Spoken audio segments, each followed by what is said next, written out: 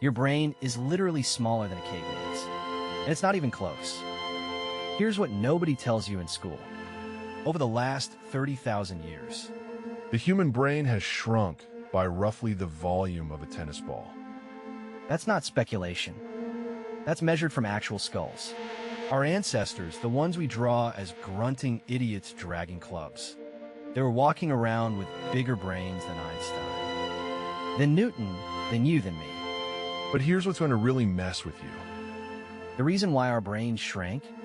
It might be the most unsettling truth about modern civilization. And we'll get there. But first, you need to see what these so-called primitive people were actually doing. So let's set the stage.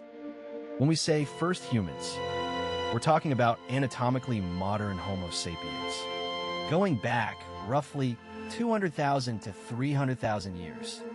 Based on fossil evidence from sites like Jebel Irhoud in Morocco, same species as us, same body plan, same vocal anatomy.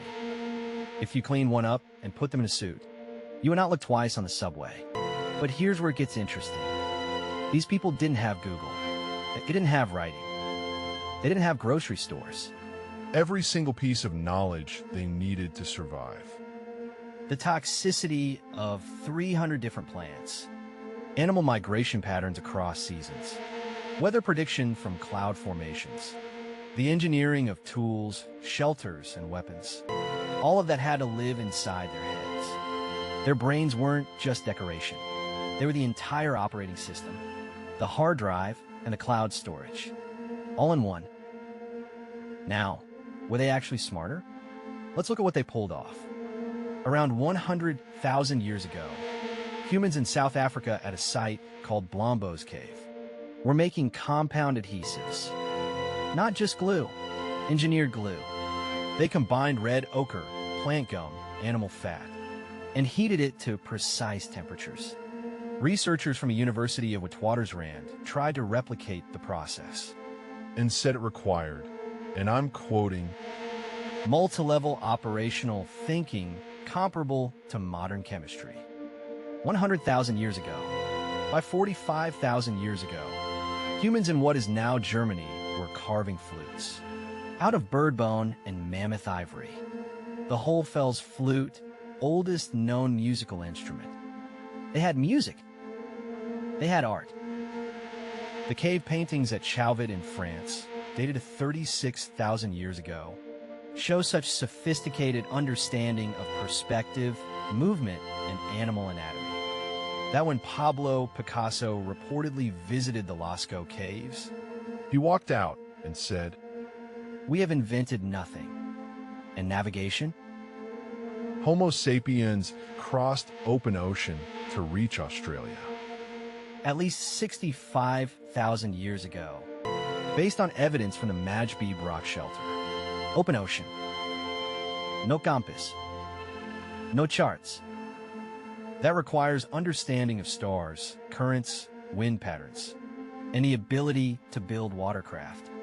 65,000 years before GPS. These are not dumb people. So if early humans were this capable, with bigger brains and arguably harder cognitive demands, what happened to us? Why did our brains get smaller? There are three leading theories. And the third one, the one with the most disturbing implications, is the one most scientists don't love talking about publicly. We'll get there. Theory 1, efficiency. This is the polite answer. Some researchers, like John Hawks at the University of Wisconsin-Madison, have argued that our brains didn't get worse. They got more efficient. Like how a smartphone is smaller than the computers that sent Apollo 11 to the moon, but infinitely more powerful. Neurons got better wired. Less volume, same or better output. It's a nice idea, and there's some logic to it. But here's the problem. There's actually limited hard evidence that modern neural wiring is fundamentally more efficient than ancient neural wiring. We can't scan a 30,000-year-old brain. We're kind of guessing. And the efficiency argument doesn't explain the timing of the shrinkage, which accelerated dramatically in the last 10,000 years. right when civilization started. Theory 2, nutrition and body size. After the last ice age, human bodies got slightly smaller overall. Smaller body, smaller brain, it's proportional. And shifts in diet from high-fat megafauna to agricultural grains could have reduced available brain-building nutrients. This one has some real data behind it. Studies in the American Journal of Physical Anthropology have documented the correlation between body size reduction and brain size reduction in Holocene. But it still doesn't fully account for the scale. The brain shrank disproportionately to body size in several populations. Something else was going on. Okay, here's where it gets wild. Theory 3, self-domestication. In 2021, a paper in Frontiers in Ecology and Evolution laid this out explicitly. Humans may have done to ourselves What we did to wolves when we turned them into dogs. When you domesticate an animal, any animal, its brain shrinks. Dogs' brains are about 20% smaller than wolves. Domestic pigs, smaller brains than wild boar. Sheep, cattle, cats. Across the board, domestication shrinks brains. It's one of the most consistent findings in biology.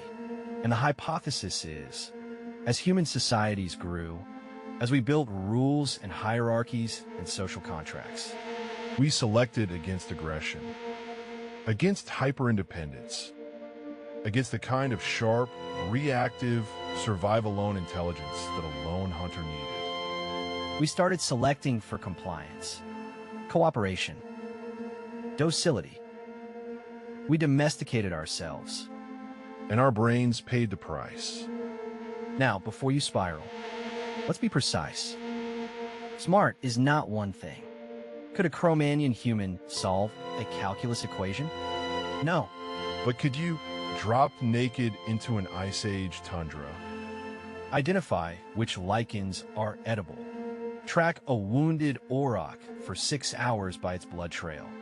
And then build a shelter before nightfall using mammoth bones and hides? Also know, you'd be dead before lunch. What early humans had is something researchers call ecological intelligence. The ability to process enormous amounts of environmental information in real time without external tools.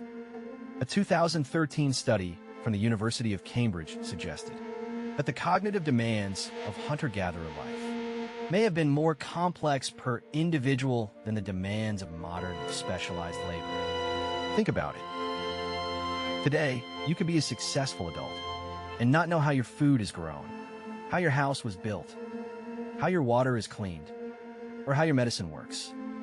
You've outsourced your survival